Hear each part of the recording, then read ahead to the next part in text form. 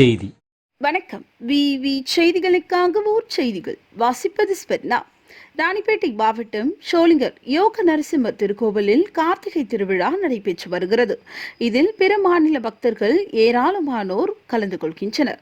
இதில் ரோப்கார் மூலம் செல்லும் பக்தர்களுக்காக கைத்தறி மற்றும் துணிநூல் துறை அமைச்சர் ஆர் காந்தி அவர்கள் தன் சொந்த நிதியில் இருந்து மதிய உணவு வழங்கினார்.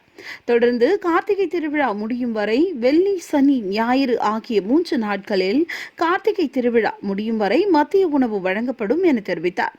தொடர்ந்து ரோப்காரில் சென்று யோக நரசிம்மரையும் அமுதவள்ளி தாயார் சுவாமியையும் தரிசனம் செய்தனர். திருக்கோவில் சார்பில் பட்டு வஸ்திரம், மாலை அணிவித்து மரியாதை செய்தனர்.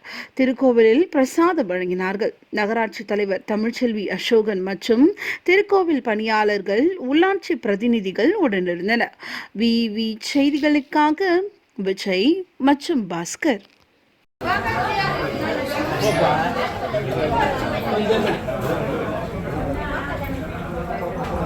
కొంచెం జరగమ్మ